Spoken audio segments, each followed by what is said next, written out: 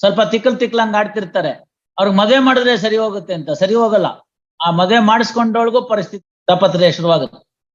ಅದೆಲ್ಲ ತಪ್ಪ ಅಭಿಪ್ರಾಯಗಳು. This are all myths. ಬೇಡಮ್ಮ, ಏನು ಬೇಡ, ಅದೆಲ್ಲ ತಮ್ಮ ಲಾಯರ್ ಕೊಡ್ಬೇಕು. ಎಷ್ಟು ಜಾಗಕ್ಕೆ ನೀವು ಮಾರಿದಿರಿ? ಯಾರಿಗೆ? ಯಾರು ಹೆಸರು? ಜಾಗ ಯಾರದ್ದು? ನಿಮ್ ತಂದೆದೋ ನಿಮ್ದು? ಅಲ್ಲಮ್ಮ, ನಿಮ್ ತಂದೆದೋ ನಿಮ್ದು? ಹಾ, ಆಯ್ತಮ್ಮ, ಒಬ್ಬಳೆ ಮಗಳಿರ್ಲಿ, ತಂದೆ ಮಾಡಿದಾರಲ್ಲ. ಒಟ್ಟು ಎಷ್ಟಿದೆ ನಿಮಗೆ ಜಾಗ? ಅಮ್ಮಕ್ಕ, ತಾಯಿ. ಈಗ ನೀವು ಸುಬ್ಬಯ್ಯನಿಗೆ ಮಾರಿದ್ದು ಎಷ್ಟು ಮಾರಿದ್ರಿ? ಎಷ್ಟು ಜಾಗ? 2.5 ಎಕರೆ ಗದ್ದೆ ಜಮೀನ ಮಾರಿದ್ರಿ. ತಂದೆಯವ್ರ ಸೈನ್ ಇದೆ ಅಂತ ಅಂದ್ಮೇಲೆ ಏನ್ ಮಾಡ್ಲಿಕ್ಕೆ ಬರುತ್ತೆ? ನೀವು ಮಾರಿದ್ದೀರಲ್ಲ ಅದನ್ನ. ಆಗಲ್ಲಮ್ಮ, ನಿಮ್ ತಂದೆಯವ್ರು ಮಾರಿರೋದೆಷ್ಟು? 1.5 ಎಕರೆ ಮಾರಿದ್ದಾರೆ. ಅದಕ್ಕೆ ನಿಮ್ ತಕರಾರಿಲ್ಲ. ಮತ್ತೆ ಇಲ್ಲಿ ಕೇಳಿರೋದೇನು ನೀವು? ಅದು ಇಲ್ಲ ಅಂತ ಹೇಳಿ ಕೆಳಗಡೆ ಕೋರ್ಟ್ನಲ್ಲಿ ನಿಮ್ ಕೇಸ್ ವಜಾ ಮಾಡಿರೋದು. ಅದಿಲ್ಲ ಅಂತ ಹೇಳಿ ವಜಾ ಮಾಡಿದ್ದಾರೆ ಅಂದ್ರೆ ಉಂಟಂದ್ರೆ ನಾನೇನ್ ಹೇಳೋದು? ಹೌದಮ್ಮ, ಅದೆಲ್ಲ ಆಗಿ ತೀರ್ಮಾನ ಮಾಡಿರೋದು ವಜಾ ಅಂತ ಅಂದ್ಬಿಟ್ಟು ಏನು ವಯಸ್ಸಿ ಆಗಲ್ಲ. ನೋಡಿ, ಅವ್ರಿಗೇನು ನೀವು ಅವ್ರಿಗೇನು ನೀವು ಸರಿಯಾಗಿ ಹೇಳಿಲ್ಲ ಅಂತ ಕಾಣುತ್ತೆ ವಿಚಾರ. No, please explain to her what has happen. ಅವ್ರು ಹೇಳೋದಕ್ಕೂ ನೀವು ಇಲ್ಲಿ ಹೇಳ್ತಾ ಇರೋದಕ್ಕೂ ಒಂದಕ್ಕೆ ಸಂಬಂಧ ಇಲ್ಲ. ಆಯ್ತಮ್ಮ, ನಿಮ್ಮ ಕೇಸ್ ವಜಾ ಆಗಿದೆ ಕೆಳಗಡೆ ಕೋರ್ಟ್ ನಲ್ಲಿ. ಯಾಕೆ ವಜಾ ಆಗಿದೆ ಅಂತ ನಿಮ್ ಲಾಯರ್ ಹತ್ರ ಕೇಳಿದೀರಾ? ಕೇಳಿ ಇವತ್ತು ಕೂತ್ಕೊಂಡು ಮಧ್ಯಾಹ್ನ 2:30 ನೋಡಿ ಏನ್ ಹೇಳ್ತಾರೆ ಕೇಳಿ. ಅವ್ರಿಗೇನೋ ಅವ್ರು ತಿಳ್ಕೊಂಡಿರೋದೇ ಏನೋ, ಇವ್ರು ಹೇಳ್ತಿರೋದೇ ಏನೋ. ಹಂಗಾಗ್ಬಾರ್ದಲ್ಲ. ಅದೇ ಅದ್ ನೋಡ್ಕೊಳ್ಳಿ, ಅವ್ರು ಮಾತಾಡ್ಕೊಳ್ಳಿ ಅವ್ರ ಜೊತೆ ಕೂತ್ಕೊಂಡು. ಆದ್ಮೇಲೆ ಏನ್ ಹೇಳ್ತಾರೋ ನೋಡೋಣ. ಬಾಳಿಗವ್ರೆ LIC ಆಗೋದೇ ಹಾಗೆ. ಒಂದ್ ಇನ್ಸ್ಟಾಲ್ಮೆಂಟ್ ಕಟ್ಟಿಲ್ಲ ಅಂತಂದ್ರೆ ಅದಕ್ಕೆ ನೆಕ್ಸ್ಟ್ ಕ್ವಾರ್ಟರ್ಗೆ ಅದೇನೋ ಒಂದ್ ಸ್ವಲ್ಪ ಇಂಟ್ರೆಸ್ಟ್ ಅಂತ ಹಾಕ್ಬಿಡ್ತಾರೆ. ಆಮೇಲೆ ವರ್ಷಕ್ಕೆ ಒಂದ್ಸತಿನೋ, 2 ವರ್ಷಕ್ಕೆ ಒಂದ್ಸತಿನೋ, 3 ವರ್ಷಕ್ಕೆ ಒಂದ್ಸತಿನೋ there is a scope for revival of the ಇದು ಲ್ಯಾಪ್ಸ್ಡ್ ಪಾಲಿಸಿ ಅಂತ. ಅದು ಮಾಡಿಲ್ಲ ಇದ್ರಲ್ಲಿ. ಅಷ್ಟ್ರಲ್ಲಿ ಸತ್ತು ಬಿಟ್ಟಿದ್ದಾನೆ. ಏನು ಮಾಡಕ್ ಬರೋದಿಲ್ಲ. See, at the end of the day central government ನೀವು ಇರ್ಬೋದು, but who has to recover from home? See, it is your duty, having deducted the amount from the salary, to send it across to the LIC. ಅದಾಗ್ಲಿಲ್ಲ. ಅದಾಗದ್ಮೇಲೆ ಅವ್ರ ಹತ್ರ ಎಷ್ಟು ಕೊಡ್ಬೇಕು ಅನ್ನೋದನ್ನ ನೀವು ತೀರ್ಮಾನ ಮಾಡ್ಕೋಬೇಕು. ಇಲ್ದಾದ್ರೆ ಅವ್ರದ್ದು ಟೋಟಲ್ ಅಮೌಂಟ್ ಎಷ್ಟು ಪ್ರಾಸಿಡ್ಸ್ ಬರ್ತಿತ್ತೋ ಅಷ್ಟನ್ನ ನಾನು ಡಿಕ್ರಿ ಮಾಡಿ ಇವ್ರು ಕೊಟ್ಟು ರೈಟ್ ಆಫ್ ಅಬ್ರೋಗೇಷನ್ ನ ಎಕ್ಸರ್ಸೈಸ್ ಮಾಡಿ ಅಂತ ಹೇಳಿ ನಿಮ್ಮ ಹತ್ರ ವಸೂಲಿ ಮಾಡ್ಬೇಕು. ಅದಕ್ಕೆ ಕಾಂಟ್ರಾಕ್ಟ್ ಇಲ್ಲ. No contract, but the court decree is like that. It is wrong in the absence of any such agreement. So you will have to, the entire amount is to be paid by you. ಅದಕ್ಕೆ ಅವ್ರ ಹತ್ರ ಮಾತಾಡ್ಕೊಂಡ್ರೆ ಮುಗ್ದೇ ಹೋಗುತ್ತೆ. ಅಷ್ಟೆಲ್ಲ ಇಷ್ಟು ಕೊಡ್ತೀವಿ ಅಂತ. ನೀವು ಅಷ್ಟೇ ಅದನ್ನ ಆಗಿತ್ತೋ ಇಲ್ದೋ ಬಿಡ್ತೋ ಅಷ್ಟೆಲ್ಲ ಅಷ್ಟು ಮಾಡಿದ್ರೆ ಇಷ್ಟು ಬರ್ತಿತ್ತು ಅನ್ನೋದು ಬೇಡ. ಇಷ್ಟು ಅಂತ ಹೇಳಿ ಮಾತಾಡಿ ಅವ್ರ ಹತ್ರ ಕೊಟ್ಕೊಂಡು ಮುಗಿಸ್ಕೊಂಡ್ಬಿಡಿ. Anyway entire premium amount that has been deducted, which was not sent to it has been refunded. So there is no proper policy at all. When there is no proper policy, ಏನ್ ಬರುತ್ತೋ ಅದು ತಕೋಬೇಕು. ಹಾಗಾಗಿ you agree with whatever the amount that they want to and then settle it. ಅವ್ರನ್ನ ಎಕ್ಸೋನರೇಟ್ ಮಾಡೋದಷ್ಟೇ.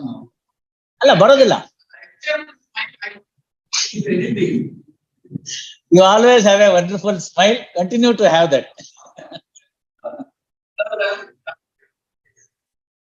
That's where we stand.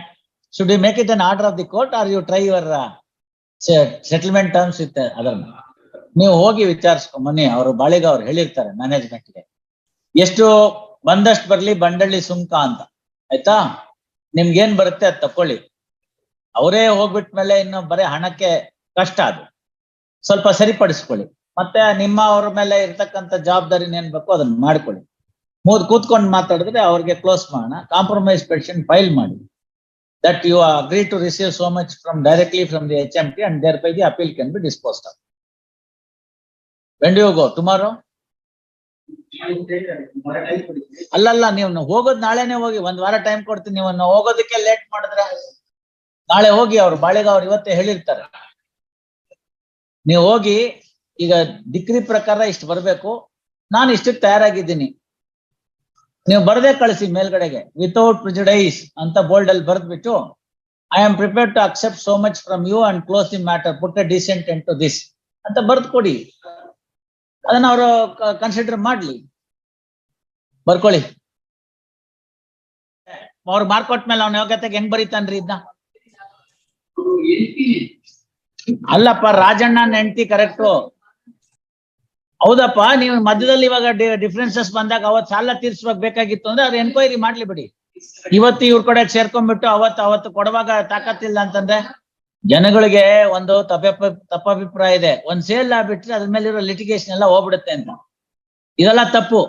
ಸ್ವಲ್ಪ ತಿಕ್ಕಲಂಗ್ ಆಡ್ತಿರ್ತಾರೆ. ಅವ್ರಿಗೆ ಮದುವೆ ಮಾಡಿದ್ರೆ ಸರಿ ಹೋಗುತ್ತೆ ಅಂತ. ಸರಿ ಹೋಗಲ್ಲ.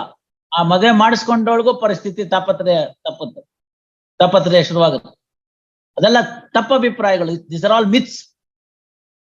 ಒಂದ್ ಸೇಲ್ ಆಗ್ಬಿಟ್ರೆ ಎಲ್ಲ ಕ್ಯೂರ್ ಆಗೋಗ್ಬಿಡ್ತು ಅಂತ. Only in respect of a movable property, holder of a property for a value, deficiency in the title of that property cures, not in respect of immobile property. Sale of goods act all ಆತರಕ್ಕಿದೆ provision, not for the immobile property. ನಿಮಗೆ ಅಷ್ಟು ಅಲ್ಲಿ ಬರ್ಕೊಂಡಿದ್ದಾರೆ, ಸಾಲ ಇತ್ತು ಅಂತ liquidate ಮಾಡಿದ್ದಾರೆ ಅಂತ ಹೇಳ್ತಾರೆ. ಅದನ್ನ ನಿಮ್ಮ ಸೇಲ್ ಡೀಡ್ ಅಲ್ಲಿ ಓದಿ, ಅವ್ರು ಅದನ್ನೇ ಹೇಳ್ತಾ ಇರೋದು. Mister Rajagopal is harping upon the recitals of that sale deed. Read it, no? ಹೌದು, ಮಾಡಿಲ್ಲಪ್ಪ ಇವಾಗ. ಅದಕ್ಕೆ 20 Rule 12 ಅಲ್ಲಿ ಎನ್ಕ್ವೈರಿ ಮಾಡ್ಕೊಳ್ಳಿ. 20 Rule 12 ಅಲ್ಲಿ ಎಕ್ಸಾಮಿನ್ ಮಾಡ್ಕೊಳ್ಳಿ. ನಿಮ್ಗೆ ಯಾಕೆ ಅಷ್ಟು? ನನ್ಗೊಂದು ಅರ್ಥ ಆಗ್ತಿರೋದೇನು ಅಂದ್ರೆ, ಅವತ್ತು ಅಷ್ಟು ತಾಕತ್ತಿದ್ರೆ ಅವನ ಹೆಸರಿಗೆ ಯಾಕೆ ಕೊಂಡ್ಕೊಳಕ್ ನೀವು ಬಿಟ್ರಿ? ನಾನು ಅದನ್ನೇ ಹೇಳ್ತಿರೋದು. ಯಾಕೆ ಅವನ ಹೆಸರಿಗೆ ಮಾಡ್ಕೊಳಕ್ ಬಿಟ್ರಿ? ಏನ್ ಗೌರ್ಮೆಂಟ್ ಎಂಪ್ಲಾಯಿನಾ? ಸಾಲ ಸಿಕ್ತಿತ್ತಾ? ಮತ್ತೆ ಅವನ ಹೆಸರಿಗೆ ಮಾಡ್ಕೊಳಕ್ ಬಿಟ್ರಿ ಅಂದ್ರೆ ಯಾಕೆ ಅಂತ? ಯಾಕೆ? ನೀವೆಲ್ಲ ದೊಡ್ಡವ್ರು ಇದ್ರಲ್ಲ, ನಿಮ್ಮ ಹೆಸರಿಗೆ ಮಾಡ್ಕೋಬೇಕಾಯ್ತು ಶ್ರೀನಿವಾಸ್ ಶೆಟ್ಟಿಯಿಂದ. Why only to his name? You must explain that, no? ದೊಡ್ಡವರಾದ್ರೆ ಹೇಳ್ಬೋದು, ಒಪ್ಕೋಬಹುದು. ಹಿರಿತನ ಇತ್ತು, ಅವ್ರ ಹೆಸರಿನಲ್ಲಿ ಆಗ್ಲಿ ಅಂತ ಗೌರವಯುತವಾಗಿ ಮಾಡ್ಕೊಂಡ್ರಿ, ಅದಕ್ಕೋಸ್ಕರ ಅವ್ರ ಹೆಸರಲ್ಲಿ ಮಾಡ್ಕೊಂಡ್ರು, ಇದನ್ನ ಕರೆಕ್ಟ್ ಆಗಿದೆ. ಯಂಗೆಸ್ಟ್ ಮೆಂಬರ್ ಹೆಸರಿನಲ್ಲಿ ಯಾಕೆ ಮಾಡ್ಕೋತಾರೆ? No explanation. ಅದಕ್ಕೆ ನೋಡಿ, ಏನಾದ್ರು ಪ್ರೈವೇಟ್ ಆಗಿ ನೀವು ಒಬ್ಬರೇ ಬೇಕಾದ್ರೆ ಸೆಟ್ಲ್ ಮಾಡ್ಕೋತೀರಾ, ಇಲ್ಲ ಏನಾದ್ರು ಮಾಡ್ಕೋತೀರಾ, ಇಲ್ಲ ಕಾಂಟ್ರಿಬ್ಯೂಷನ್ ಕೇಳ್ತೀರಾ, ನೋಡ್ಕೊಳ್ಳಿ. ಇಲ್ಲದ್ರೆ entire thing can the appeal can be disposed of only with granting 1/4 in what denying the share in that particular property. Evidence on record is not sufficient. ಎಲ್ಲಿ ಏನ್ ಎವಿಡೆನ್ಸ್ ಕೊಟ್ಟಿದ್ದಾರೆ ಹೇಳಿ ಕೊಡಿ. It is nothing but reiteration of the plaint government. ಅಟ್ಟೆ ಅದ್ರಲ್ಲಿರೋ ಲೈನ್ಗೆ ಇದರಲ್ಲಿ line ವರ್ಬ್ಯಾಟಿಮ್ ಬೇಕಲ್ಲ. ಯಾತಕ್ಕೆ ಅಂತ ಹೇಳ್ಬೇಕಲ್ಲ. ಫರ್ದರ್ ಚೀಫ್ ಎಕ್ಸಾಮಿನೇಷನ್ ಅಲ್ಲಿ ಹೇಳ್ಬೇಕಲ್ಲ, ಹಿಂಗಾಗಿತ್ತು ಪರಿಸ್ಥಿತಿ, ಆ ತರಕ್ಕಿತ್ತು, ಅವನ ಮೇಲೆ ವಿಪರೀತ ಪ್ರೀತಿ ಮುದ್ದು ಎಲ್ಲ ಇತ್ತು, ಅದಕ್ಕೋಸ್ಕರ ಅವನ ಹೆಸರಿನಲ್ಲಿ ಕೊಂಡ್ಕೊಂಡ್ಬಿಟ್ವಿ, ಆ ಮುದ್ದು ಇಂಥದ್ ಕೆಲಸ ಮಾಡ್ಬಿಡ್ತು ಅಂತ. ಗೌಡ್ರೆ, what is this? It runs contrary to the general conduct, no? General conduct ಇದ್ರೆ ಒಪ್ಕೋಬಹುದು. ತಾಯಿ ಹೆಸರಿನಲ್ಲೋ ದೊಡ್ಡಣ್ಣನ ಹೆಸರಿನಲ್ಲೋ, ಶ್ರೀರಾಮಚಂದ್ರ ಅವನು ನಮ್ಗೆಲ್ಲ ತೊಂದರೆ ಮಾಡಲ್ಲ ಅಂತ ಅನ್ಕೊಂಡು ಅವನ ಹೆಸರಿನಲ್ಲಿ ತಗೊಂಡ್ವಿ, ಗೌರವದಿಂದ ತಗೊಂಡಿದ್ವಿ. ಇದು ಹೆಂಗೆ? ಇದು ಯಾವ್ದೋ ನೀವು ಕೊನೆಯವನ ಹೆಸರಿನಲ್ಲಿ ತಗೊಂಡಿದ್ದೀರಿ. ಅದಕ್ಕೆ ಹೇಳ್ಬೇಕಲ್ಲಪ್ಪ, ನೀವು ಅದನ್ನ ರಿಸೈಟಲ್ಸ್ ಹಂಗ್ ಬರಿಬೇಕಾಯ್ತು. Srinivas, it's not correct, no? No ಗೌಡ್ರೆ, ಅದು ಬರ್ದಿದ್ದಕ್ಕೆ ನೀವು ಇಲ್ಲೇನಾರು ಎಕ್ಸಾಮ್ ಮುಂದಕ್ಕಿದ್ರೆ ಪರವಾಗಿಲ್ಲ. ಎಲ್ಲದಕ್ಕಿಂತ ಹೆಚ್ಚಾಗಿ ಚಿಕ್ಕ ನಾರಾಯಣ್ ರಾಜು ಆ ಹೆಣ್ಮಗಳಿಗೆ ಮಾರ್ಕೊಟ್ ಮೇಲೆ, how can you admit the written statement that yes it has been purchased for foreign joint family? You proceed against ಚಿಕ್ಕ Narayan Raj. You proceed. No, party ಇದ್ರೆ ಅವನ ಮೇಲೆ ಪ್ರೊಸೀಡ್ ಆಗಿ.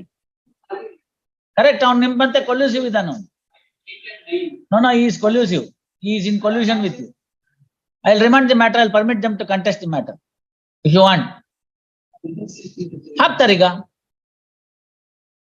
You file your written statement here. I'm ready to. Tomorrow. I'll remand the matter only with this extent. 1/4 ಕೊಟ್ಬಿಡ್ತೀನಿ, only with regard to the item number so and so further enquiry ಆಗ್ಲಿ.